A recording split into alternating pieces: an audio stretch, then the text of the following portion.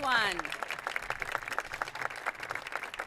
It's so good to see so many of the people that work with us to make the city great. And today we're going to talk about something that's going to make our city better in so many ways. And it's very exciting to be able to share with many of the committed advocates in this area that we have a big announcement to make. First of all, I want to say thank you to all of the city council members and the team that made our strategic plan happen. So would you stand to be recognized? Please stand up. Wave your hand, Gina. Yeah. Great team. So we're here this morning to talk about our city's commitment to clean energy and carbon reduction. This is an area that you know that Charlotte has stepped up, leaned in, and whatever the popular business term is, but we're going to get something done. So this week, when we approved our Strategic Energy Action Plan with aspirational goals, as well as the practical parts of what we can do immediately to make our air cleaner, our city better, it really means that we're taking a big step forward. And with all great endeavors, with all great plans, it's nice to have influential friends. And so we're going to talk about a partnership we have, one that's going to significantly benefit our city, because the people that are part of this organization that's in partnership with us are really making a difference. They've stepped in where there's a void, and they've stepped up to help cities like Charlotte. So more about that, I want to introduce to you from Bloomberg Philanthropies and the Bloomberg American Cities Climate Challenge, Mayor Michael Bloomberg. Hi, thank you. Thank you, thank you, thank you. I have a special affinity to Charlotte. My mother's name was Charlotte. So they called her Lottie. I called her Mother, but that's okay. Great to be here with the mayor and to discuss a big news story that has made a lot of headlines. And I do not mean the Knicks' overtime win against the Hornets on Friday.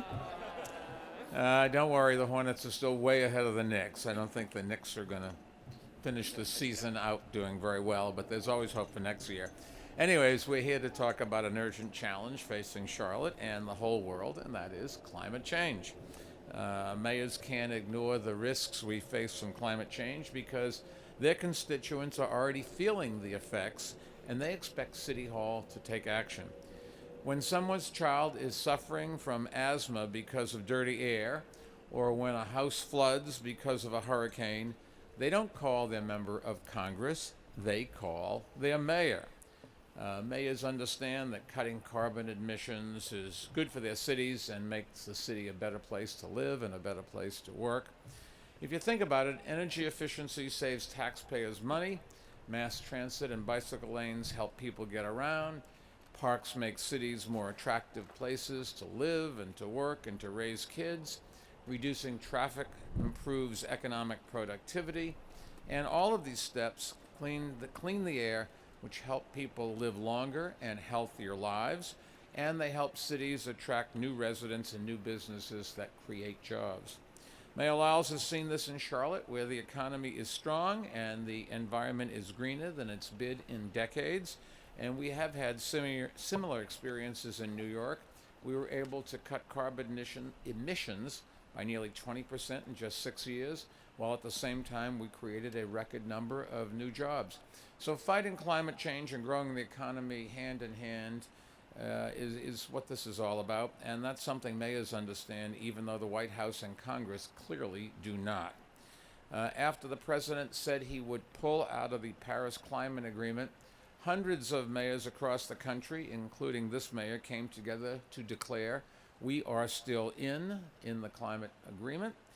They were joined by thousands of businesses, universities, and states to pull them together under one banner and to report their progress to the United Nations.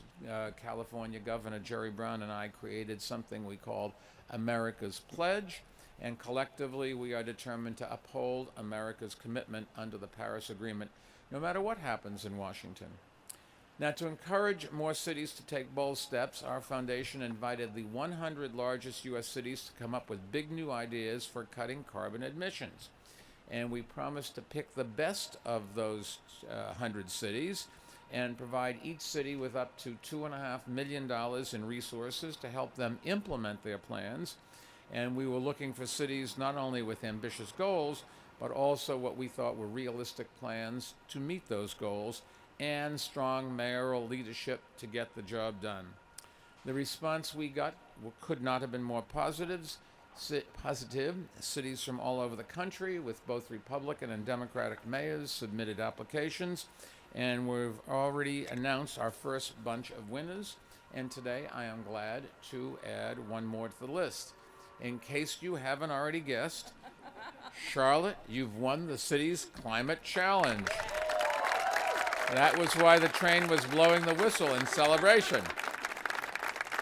Seriously, congratulations. Our team really was impressed by your bold goals, from installing solar panels on the roofs of more than 40 firehouses to trading in fleets of gas-powered government vehicles in exchange for electric ones.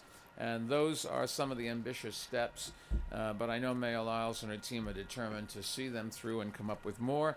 It really was great to see Charlotte take another step forward on Monday when the City Council unanimously passed a new strategic energy action plan. And we have some City Council members here with us. So it would be nice, I can just tell you, an elected official loves to get a call saying thank you. So why don't you call your City Council people and the Mayor's office and say thank you. The plan will help Charlotte speed its progress, cutting carbon emissions and transitioning to cleaner power.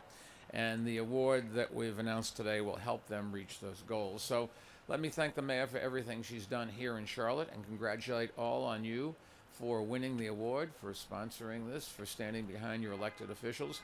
Elected officials just represent the people, and if the people don't want to get it done, it doesn't get done, and if they do want it, democracy pretty much works. It may sometimes stumble and take a while, but it does get there. So I do look forward to seeing the results of your work to build a greener Charlotte in the years ahead. Thank you all, and congratulations. Mayor?